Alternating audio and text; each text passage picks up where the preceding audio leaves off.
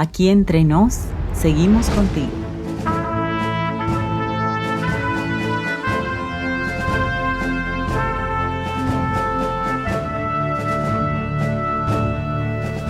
¿Qué tal, amigos? Bienvenidos a Aquí Entre Nos, un programa pensado en los maestros de escuela sabática.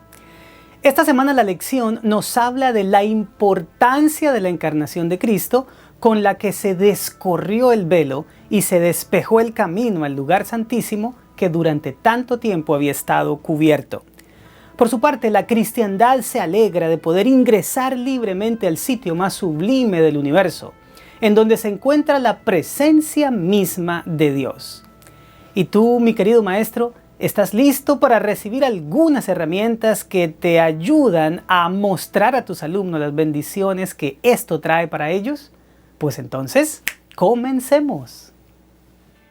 Las herramientas básicas para cada segmento de tu repaso están en El Sábado Enseñaré, el título que identifica el material auxiliar para el maestro. Las ayudas acostumbradas las puedes encontrar entre las páginas 117 a las 120 de tu folleto de maestros. No dudes en revisarlas, ya que encontrarás allí un estudio extraordinario sobre el significado de la frase «los espíritus de los justos hechos perfectos» de Hebreos capítulo 12, versículo 23. Primer segmento. Motiva. 1 minuto. Acelera el corazón de tus alumnos motivándolos con una razón válida de por qué esta lección es importante para sus vidas. Recuerda que la mente humana solo aprende aquello que considera útil. Por eso debes aludir a lo que el repaso va a aportar a tus alumnos. Para esto, una pregunta abierta que les permita ver el panorama de bendiciones resultará muy adecuado. Plantea algo como lo siguiente. ¿Qué recibes como resultado de que el Señor Jesús haya abierto un camino al lugar santísimo del santuario celestial? Pues en eso nos enfocaremos durante los siguientes minutos. Deja que tu clase procese el interrogante y tenga una visión de conjunto mientras tú pausadamente pasas a la parte que sigue. Segundo segmento. Explora. 15 minutos. Extrae de la mente de tus alumnos los 3 aspectos más edificadores del carácter que la lección contiene. Aquí te presento 3 cosas en las que yo enfocaría el repaso. Primero, la composición del santuario.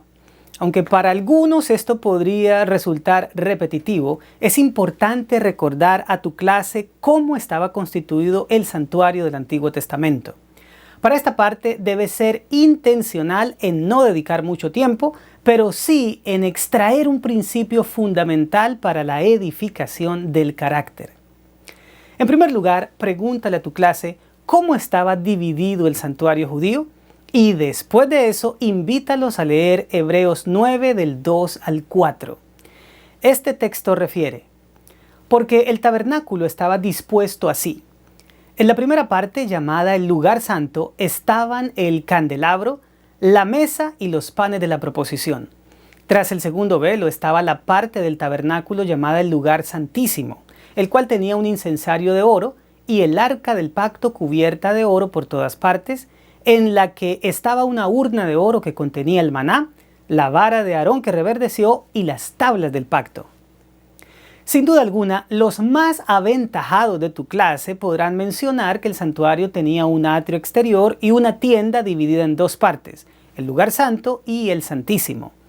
Los conocedores agregarán que el atrio tenía el altar del holocausto y la fuente de bronce, el lugar santo, el candelabro de oro, la mesa de los panes de la proposición y el altar del incienso, y por su parte el lugar santísimo contenía el arca del pacto sobre la que se manifestaba la presencia de Dios en forma de luz, y dentro de ella, ya que tenía forma de cofre, estaban las tablas de la ley, una vasija con maná y la vara de Aarón.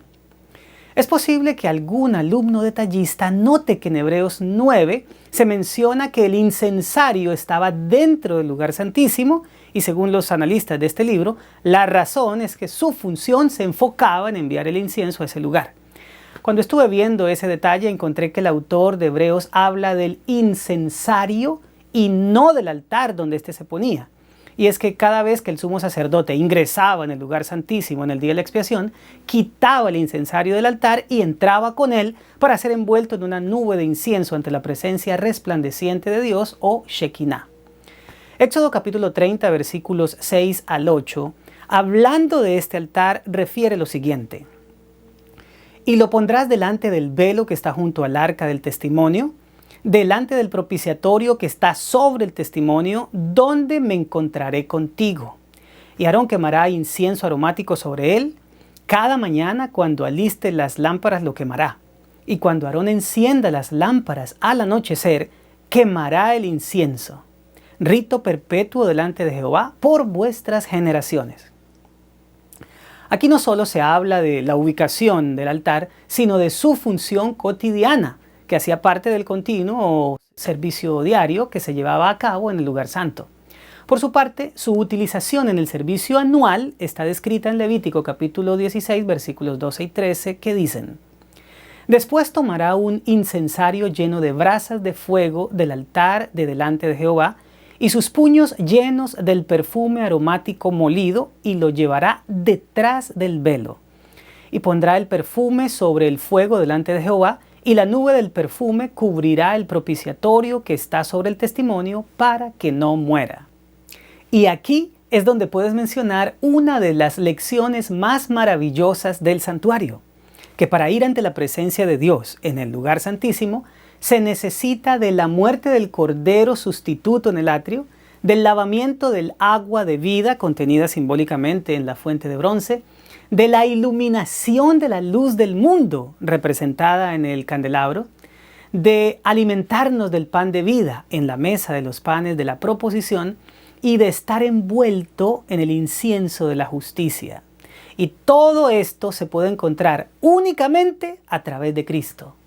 Esa es la única manera posible para ajustar nuestra vida a la norma de carácter descrita en el Decálogo, que es el bosquejo del carácter de Dios. Por otro lado, la posición de las tablas debajo de la Shekinah nos indica que la base del gobierno de Dios es su ley. Pero cuando intentamos ir a la presencia divina por nuestra propia obediencia a esa ley, dejando por fuera al Salvador, es como saltar por encima de la cerca e intentar hacer un roto en las paredes del lugar santísimo, y en vez de ingresar por la puerta, como está estipulado, pues entrar como el ladrón y el salteador. Y ya sabemos quién dijo que era el camino, ¿verdad? Por eso, el punto siguiente es el camino nuevo y vivo. Conduce a tu clase a leer Hebreos 10, 19 al 22 y luego hazles la siguiente pregunta: ¿cuál es la invitación de este pasaje? El texto expresa: así que, hermanos, teniendo libertad para entrar en el lugar santísimo por la sangre de Jesucristo, por el camino nuevo y vivo que Él nos abrió a través del velo, esto es, de su carne, y teniendo un gran sacerdote sobre la casa de Dios, acerquémonos con corazón sincero, en plena certidumbre de fe, purificados los corazones de mala conciencia y lavados los cuerpos con agua pura. La palabra clave que nos da la respuesta es acerquémonos. Es un eco de Hebreos 4:16 que nos invita a acercarnos confiadamente al trono de la gracia. Es decir, lo que el plan de salvación busca es producir de nuevo esa cercanía original que Adán y Eva tenían con Dios cuando recién salidos de sus manos hablaban con Él cara a cara. Para que los que están alejados puedan acercarse, se necesita una reconciliación. Y esto es justamente lo que Dios propició mediante su Hijo. Segunda a los Corintios 5:18 lo dice de la siguiente manera: y todo esto proviene de Dios, quien nos reconcilió consigo mismo por Cristo y nos dio el ministerio de la reconciliación. Así que tenemos una vía para acercarnos a nuestro Padre Celestial, un camino nuevo y vivo. Nuevo en el sentido de que no es un cordero que se usaba como símbolo, sino el mismo Redentor al que esos sacrificios apuntaban. Y vivo porque, aunque murió por nosotros, también resucitó y vive para siempre para interceder en nuestro favor. Cabe resaltar que no hay otra manera de ir al Padre sino a través de Cristo. Si en lugar de Él quiero usar mi propia justicia, aunque esté basada sobre las mejores intenciones y aunque haga mis mejores y más sinceros esfuerzos, solo serán un trapo sucio comparado con la provisión que el cielo hizo. Por eso la invitación es a acercarnos con sinceridad, fe, limpieza, firmeza, constancia y estímulo propio a aquel contra quien nos rebelamos como raza, pero que ha hecho todo para reconciliarnos consigo, a tal punto de enviar a su Hijo a morir en nuestro lugar, para que todo aquel que en él crea no se pierda, mas tenga vida eterna. Definitivamente no existe un amor más grande ni un plan más maravilloso desarrollado en nuestro favor. En virtud de eso, no debemos temer venir a Dios, siempre y cuando lo hagamos por el camino nuevo y vivo. Pero vayamos al punto final: el velo de su carne. Te invito a que leas con tu clase nuevamente Hebreos capítulo 10, versículo 20 y te enfoques en la última parte. ¿Qué significa que el velo es la carne de Cristo? El texto expresa: así que, hermanos, teniendo libertad para entrar en el lugar santísimo por la sangre de Jesucristo, por el camino nuevo y vivo que Él nos abrió a través del velo, esto es, de su carne. Es bueno que aclaremos de qué velo se está hablando y cuál era su función. En griego la palabra traducida como velo es katapetasma, que hace referencia a la cortina que servía de entrada al lugar santísimo. Sin embargo, la misma palabra se podría usar para la que estaba en la entrada del atrio o del lugar santo. Por otra parte, su función es muy reveladora, ya que buscaba principalmente dos cosas: proteger y establecer un límite. Revisemos lo que ocurrió con Nadab y Abiú luego de morir por hacer un mal uso del altar del incienso. Unos cuantos capítulos más adelante, después de dar un paquete de leyes sobre la purificación, el Señor dice en Levítico 16, 1 y 2 lo siguiente: habló Jehová a Moisés después de la muerte de los dos hijos de Aarón, cuando se acercaron delante de Jehová y murieron.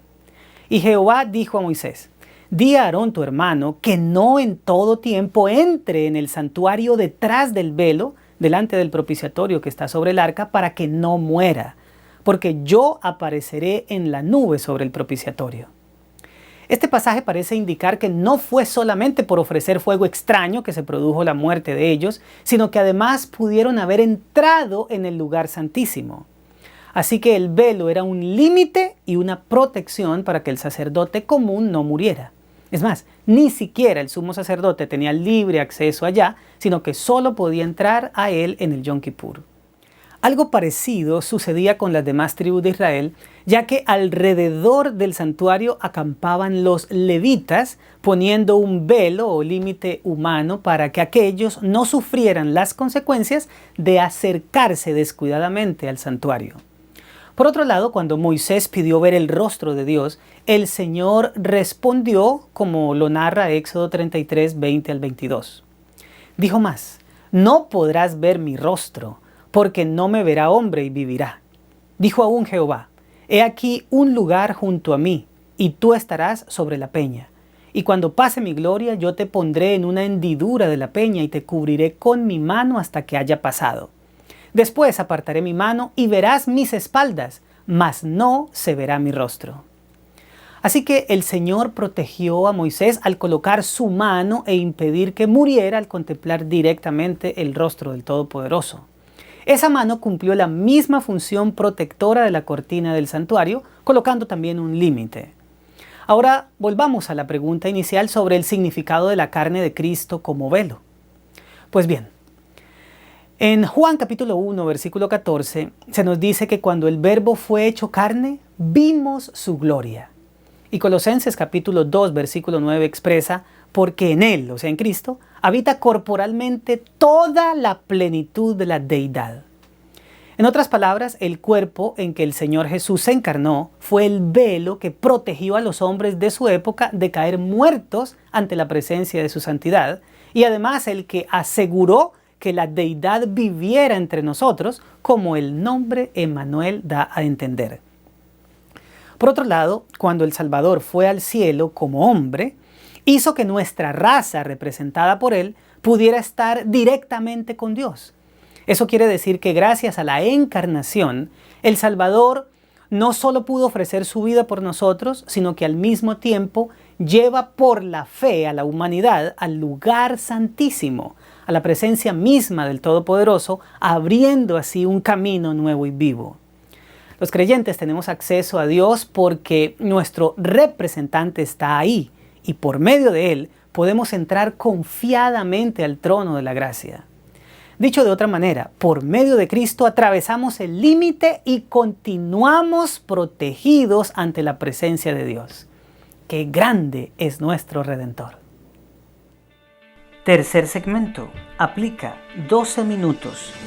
Plantea simulaciones de la vida real con escenarios que necesiten soluciones basadas en lo estudiado, estimulando así la participación. Ahora apliquemos lo estudiado mediante escenarios hipotéticos.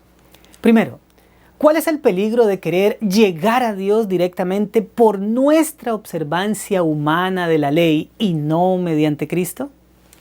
Segundo, si te preguntaran cómo es que nuestro Señor es un camino nuevo y vivo para llegar a Dios, ¿qué respuesta darías? Por último, vamos a suponer que tu hijo de 9 años oye que la carne de Cristo es un velo y te dice que no entiende lo que eso significa. ¿Cómo se lo explicarías? Cuarto segmento. Crea 2 minutos.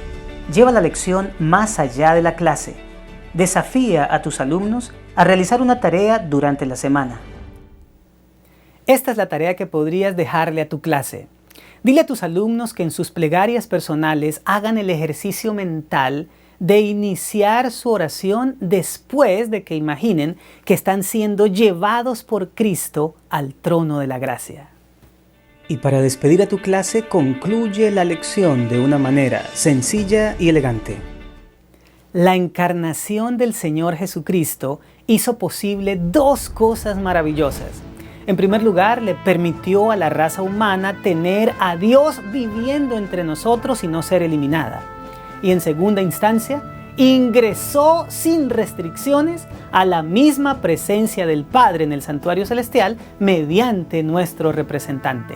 Eso es redención. Bueno, mis amados, esto fue Aquí Entre Nos, un programa pensado en los maestros de escuela sabática. El Señor vino a redimirnos para que nosotros individualmente digamos como respuesta: yo iré también a compartir esperanza para que Cristo vuelva pronto. Nos vemos la próxima semana.